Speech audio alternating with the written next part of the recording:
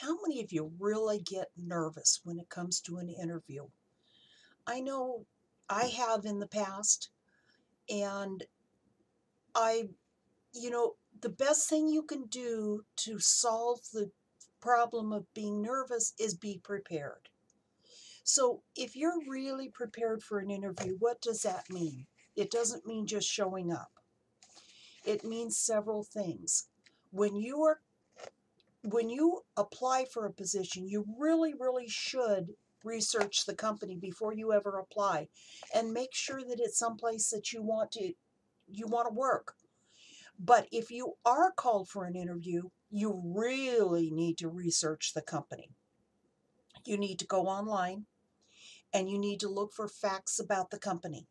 You need to look for their website, see if they have certain things online. And I brought up the Fresno City College website just because I'm familiar with it and it would be easy for me. If you go to a company's website, they should have something like this. It says about, and that's going to be the items about the company. So what you're going to have in the about area, let me go back here. In the about, you have the history of Fresno City College. You might look up the history of the company. But one of the big things to look at is over here. Look at their mission and their vision statements. And that's going to be important a little bit later in your interview. You can look at their mission and vision. You can look at some of the other things. Any other statements that they have out here. Something about the office of the president, who it is that is out there. Look up the history to where you're prepared for this interview. It's going to surprise the company, and it'll also put your foot in the door a little bit better. Okay, try to learn about the company leadership, the mission statement, the vision statement. When you're contacted for an interview, make sure that you see if you can't get the name of who is going to interview you and the job title if possible, so that way you're prepared. When you walk in the room, introduce yourself so that they make sure that you've got the right person, and offer a handshake. We're going to talk about handshakes a little bit more, but a handshake is so critical. There's different types of interviews. There's the one-on-one person. There's very few of these anymore with all the liabilities for interviews and people accusing jobs of all kinds of things, that they're discriminatory for one reason or another. Um, a lot of companies are requiring at least two people in the interview, two from the company, that is. There's a panel interview. Have you guys ever been in a panel interview? That can be so scary. You're on one side of the table and there's 5 or 6 people on the other side of the table. Well, what do you do if there's a panel? There's all kinds of people asking you the questions. The first thing you do is focus on the person that is asking you the question.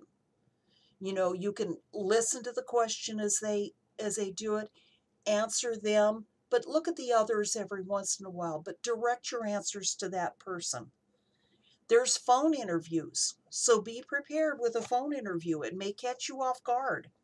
There's also Skype, or a lot of people are using Zoom interviews to narrow down the pool list before they go to a final interview. What kind of questions can you expect? Well, what I would suggest is that you go out to Google and search what are some interview questions for a electrician? What are interview questions for a computer-aided design job? You'd be surprised what you'll find. You'll find some really specific questions in there. It'll get you prepared. Okay. What are some questions you should not expect? Not only shouldn't expect, you shouldn't answer. For a female, what's your maiden name? And the reason you shouldn't answer that is that it will tell them your marital status, and that is an illegal question. There are some questions that are illegal. They should never ask you. Anything related to your age. When did you graduate from high school? How old are you? What's your birth date? None of those. They cannot ask you anything about your age. It could lead to age discrimination. Most of you are at an age where it's not bad. But if I were to go into an interview and they ask me when I graduated from high school, it's going to tell them how old I am. And it could keep me from getting a job. Those of you that are 18, it could be the same way. If you're too young or too old, it might keep you from getting a job. Anything related to your citizenship, at this point in an interview, they cannot ask you. When they offer you the job, these are some of the questions that they might be able to ask you. Anything related to your religion. No religion questions. Nothing with specifics. Nothing about your children, nothing about your family. Anything about arrest record, unless it is something that would be directly related to your work. If you're going for a mental health work, they may ask you if you have any felonies or if you have anything. It is directly related to your work, that's legal. If it's not directly related to your work, they cannot ask you. So be careful of those. If they do ask you, you can say, I'll answer those upon hire. So those are not, okay? Now, how do you dress for an interview? Do you go in with a suit and tie, or for gals, do you go in with a dress and heels and all of that? No. Go in appropriate for the industry. So if you are automotive, you need to dress appropriately. Not greasy, not greasy. I don't mean that. But dress appropriate for the industry. If you're going in for an office job, I would say business casual. Your fingernails need to be clean. Tattoos need to be covered. Tattoos are a really touchy thing. Sometimes companies don't like the tattoos. They may even have policies against them. So you may have to be able to cover them. If you were going for a job at a tattoo shop, that's a different issue. I had a few semesters ago, I had a student who was doing this. He was getting his degree in business to open a tattoo shop. So it was not an issue for him. So that's a good example of when tattoos are fine. Otherwise, plan on covering them for your interview. Jewelry. You have to be careful with jewelry. For a man, I would not wear a chain if you're going into an automotive industry. It's a safety issue. You want to show that you are not going to be a safety issue with the company. Perfume, some people are allergic to perfumes or any kind of scents. So keep it real mild. Make sure your hair is clean and neat. Your socks match. Why do I bring that up? Some people are really touchy about that. And as you're walking in, believe it or not, you think, well, no, my pants are long, they can't see them. When you sit down, you may be at a table where they can see underneath the table. And it's just one of those things that some people are really touchy about it. Those are just some of the things that you need to watch for. There's more in your book. How do you answer some questions? What I'm going to do, instead of going through all of these, I'm going to show you something here. I have got 2 items here. There are sample interview questions here, and how do you answer them? And this is do's and don'ts for interviews. What are your strengths? Tell me about a time you failed.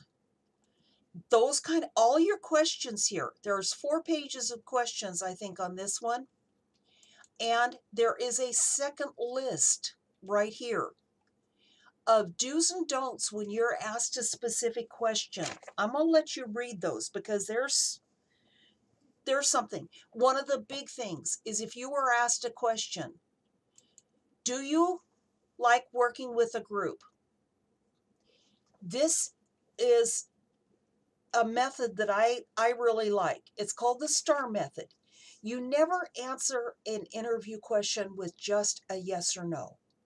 you follow the list below. If they ask you, tell me about a time you failed.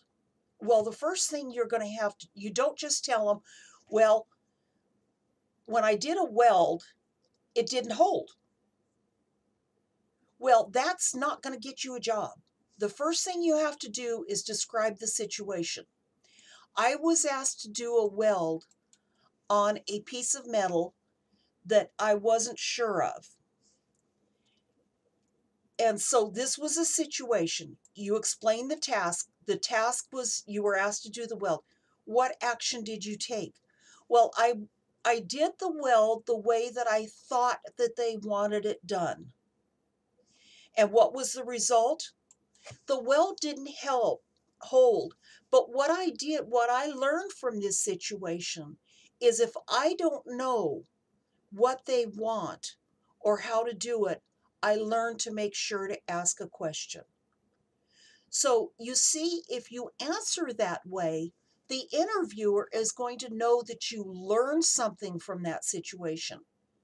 Instead of just saying yes or no, you describe the situation, you explained it, you say what the results are and what you learned. So that's a really good way to answer questions. At the end of an interview, you're normally asked, do you have any questions for us? This is where your research of a company comes in handy, or the mission statement, or anything like that. You have to answer this question. Don't just say no. Be prepared with a question, at least one question for the company. It could be as simple as, when are you going to make your hiring decision? But you need to make sure, and on this one right here, this interview question, this last one, do you have any questions? Yes. You always have a good question. Don't make it about salary or benefits or probationary period. And this is where your homework is so important. Ask something interesting about the company that the interviewer knows that you did your research. It's going to leave a good feel for the interviewer that you did your research about the company. So this is a great opportunity for you to really show that you know them and that you want to be part of them. Okay? So now what you're going to do is, there's a couple of little things here. You've got the samples. You've got the interview questions. Now, there's your study guide like you have here on every one. You're going to write a personal commercial about yourself. And the one last thing, if you want to do this, you don't have to. But for many interviews, they're now doing aptitude or pre-employment tests. And I was asked one time, well, how do I prepare for that? There are a lot of sample aptitude tests and pre-employment tests out on the web that you can take and get prepared for this aspect of an interview. Don't be surprised, and it's perfectly legal for them to do. And they may ask you to do this before they will ever interview you. So if you want to, take a minute and look out there before you go to your interview. Okay? We'll see you in the next video.